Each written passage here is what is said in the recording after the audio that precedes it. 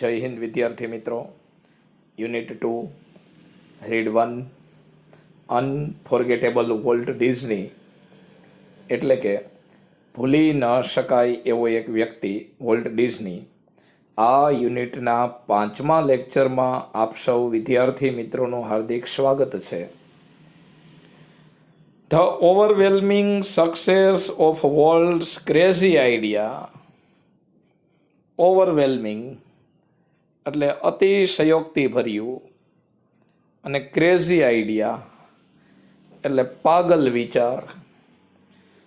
The overwhelming success of Walt's crazy idea. વોલ્ટના આ પાગલ વિચારની અતિશય સફળતાએ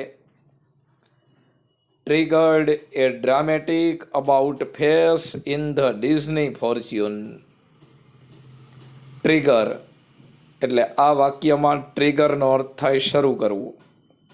અબાઉટ ફેસ એટલે અણધાર્યો ફેરફાર અને ફોર્ચ્યુન એટલે ભાગ્ય. તો ફરીથી આખી લીટી જોઈએ. The overwhelming success of Walt's crazy idea.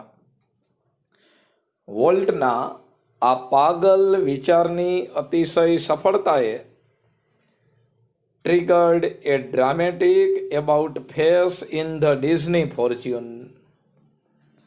એણે આ વોલ્ટ ડિઝનીના ભાગ્યમાં એક નાટ્યાત્મક અણધાર્યો ફેરફાર શરૂ કર્યો.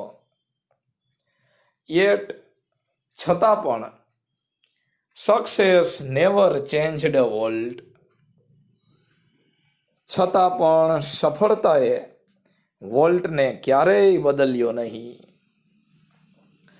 હી રિમેઇનેડ ધ સિમ્પલેસ્ટ ઓફ મેન. તે સૌથી સાદો માણસ જ રહ્યો. રિમેઇન એટલે રહેવું.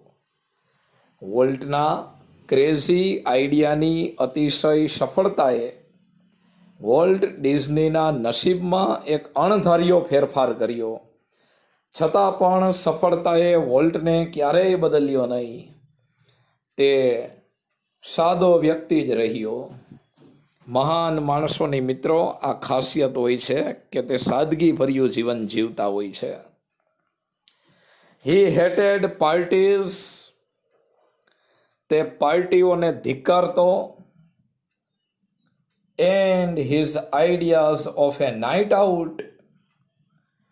નાઇટ આઉટ એટલે રાત્રે બહાર જવું. તે વોલ્ટ પાર્ટીઓને ધિક્કારતો. And his ideas of a night out અને રાત્રે બહાર જવાના વિચારમાં was a burger and chili at some little restaurant. જો રાત્રે બહાર જવાનો કોઈ આઈડિયા હોય તો એ આઈડિયામાં કોઈ નાનકડા રેસ્ટોરન્ટે એક બર્ગર ખાવું અને સાથે ચીલી એટલે કે મરચું ખાવું, બસ એટલું જ આવતું. His only એક્સ્ટ્રાવેગન્સ. એક્સ્ટ્રાવેગન્સ એટલે બિનજરૂરી ખર્ચ. His only extravagance was a miniature railroad.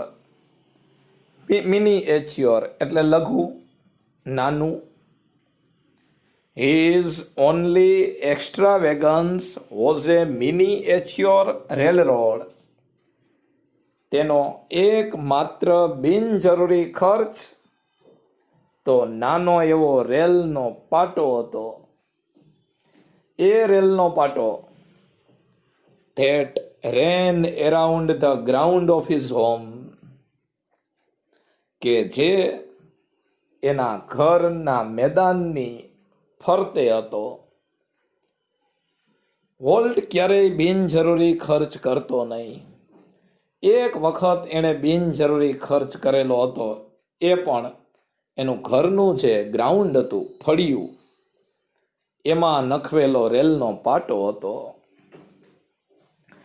A friend once asked him. A friend once asked him. એક વખત એના મિત્રએ એને પૂછ્યું કે what do you do with all your money volt? Volt, what do you do with all your money?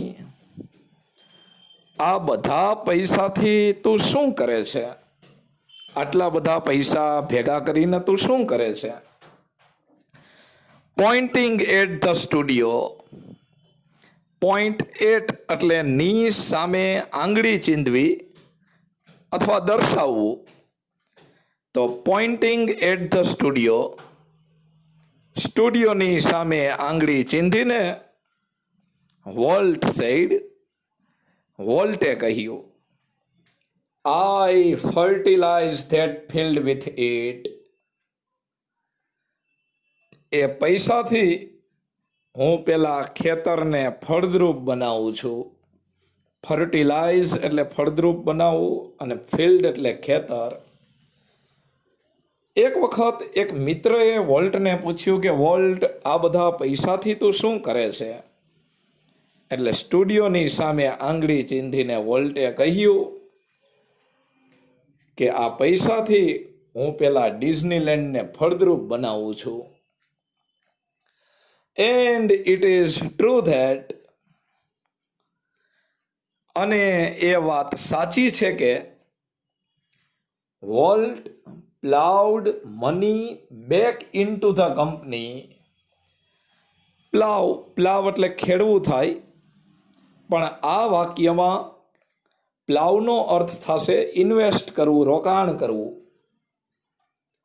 તો એ વાત સાચી છે કે volt invested money back into the company, કે વોલ્ટ પૈસાને પાછા કંપનીમાં જ રોકાણ કરી દેતો. એઝ ફાસ્ટ, એટલી ઝડપથી, એઝ ઇટ કેમ ઇન, જેટલી ઝડપથી પૈસા એની પાસે આવતા. એક વખત એક મિત્રએ એને પૂછ્યું કે વોલ્ટ, આ પૈસાથી તું શું કરે છે? સ્ટુડિયો સામે આંગળી ચીંધીને વોલ્ટે કહ્યું કે આ પૈસાથી હું પેલા ખેતરને ફળદ્રુપ બનાવું છું. એટલે ખેતર એટલે ડિઝનીલેન્ડ. અને એ વાત સાચી પણ છે કે વોલ્ટ કંપનીમાં પૈસાનું એટલી ઝડપથી રોકાણ કરતો જેટલી ઝડપથી પૈસા એની પાસે આવતા. Being solvent for the first time. Solvent એટલે દેવું ચૂકવી શકે તેવું. Being solvent for the first time, પહેલી વાર દેવું ચૂકવવા માટે સમર્થ હોવાથી. Since he started in business, એણે બિઝનેસમાં ઝંપલાવ્યું ત્યારથી. વોલ્ટે બિઝનેસ શરૂ કર્યો ત્યારથી પહેલી વાર દેવું ચૂકવવા માટે સક્ષમ હોવાથી આ બાબતે ગેવ વોલ્ટ એ ચાન્સ, આ બાબતે વોલ્ટને એક તક આપી. શેની તક? ટુ ડેવલપ અધર આઈડિયાઝ, કે બીજા બધા આઈડિયાઝ ડેવલપ કરવાની. હવે વોલ્ટ કોઈ પણ દેવું ચૂકવવા માટે સક્ષમ હતો, સદ્ધર થઈ ગયો હતો. તો આ બાબતે વોલ્ટને હવે નવા નવા વિચારો કરવાની તક આપી. ધીઝ આઈડિયાઝ ઇન્ક્લુડેડ, આ બધા વિચારોમાં સમાવેશ થતો તો શેનો? આજે નવા નવા આઈડિયાઝ આવતા હતા, એ નવા આઈડિયામાં શેનો સમાવેશ થતો હતો? તો કે ડેવલપમેન્ટ ઓફ મિનરલ કાઇન્ડ, એક કાચી ધાતુના વિકાસનો. અને કાચી ધાતુનું નામ છે અલ્પાઇન. અને અલ્પાઇન શું છે? તો કે like valley high in the Sierra mountains. Sierra પર્વતોના ઉચ્ચ પ્રદેશમાં આવેલી ખીણમાં ઉગતી એક વનસ્પતિ. જે સિયેરા પર્વતો છે એના ઉચ્ચ પ્રદેશની ખીણમાં જે વનસ્પતિ ઉગે છે એ વનસ્પતિનું નામ છે અલ્પાઇન. એ અલ્પાઇન નામની વનસ્પતિને અહીંયા કાચી ધાતુ તરીકે લીધેલી છે. તો બિઝનેસમાં ઝંપલાવ્યું ત્યારથી પહેલી વાર દેવું ચૂકવવા માટે સક્ષમ હોવું એ બાબતે વોલ્ટને બીજા આઈડિયાઝ ડેવલપ કરવાની તક આપી. આ વિચારોમાં એક કાચી ધાતુના વિકાસનો પણ સમાવેશ થતો હતો. એના સિવાય કેલિફોર્નિયા ઇન્સ્ટિટ્યૂટ ઓફ આર્ટ, મિત્રો કેલિફોર્નિયા ઇન્સ્ટિટ્યૂટ ઓફ આર્ટ એક યુનિવર્સિટી છે. આ યુનિવર્સિટીનો પણ સમાવેશ થતો હતો. ફોર વિચ કે જેના માટે he donated the land and several $million. California institute of arts કે જેના માટે તેણે જમીન એટલે કે લેન્ડ અને લાખો ડોલરો દાન કર્યા. એણે ડિઝની નામનો સ્ટુડિયો તો બનાવ્યો હતો, જેમાં પોતે મિકી માઉસ ને એવી કાર્ટૂન શ્રેણી બનાવતો. હવે પૈસા ભેગા થઈ ગયા એટલે કંઈક નવું કરવાના વિચાર આવ્યા. તો એમાં અલ્પાઇન નામની એક કાચી ધાતુનો વિકાસ કરવો. બીજું, કેલિફોર્નિયા ઇન્સ્ટિટ્યૂટ ઓફ આર્ટ્સ નામની એક યુનિવર્સિટી બનાવવી. ત્રીજું, મોસ્ટ એમ્બિશિયસ ઓફ ઓલ,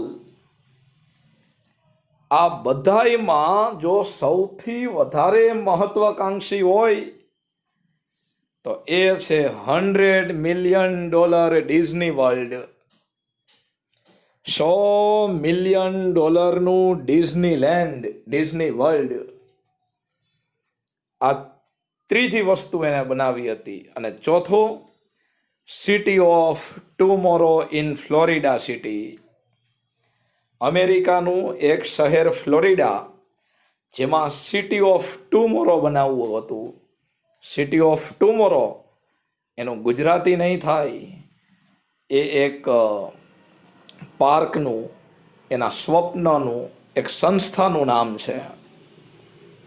તો ભાઈ સદ્ધર થઈ ગયા એટલે હવે એને નવા નવા આઈડિયા આવતા હતા કે હવે પૈસાનું રોકાણ શેમાં કરવું.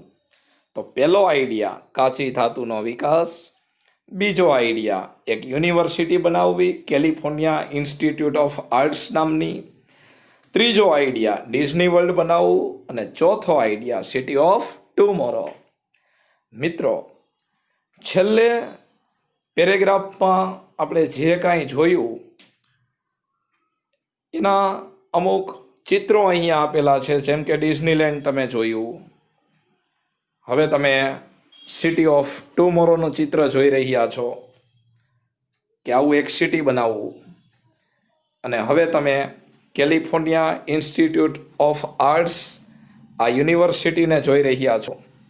અહીંયા આપણે આપણો લેક્ચર પૂરો કરીએ. Thank you.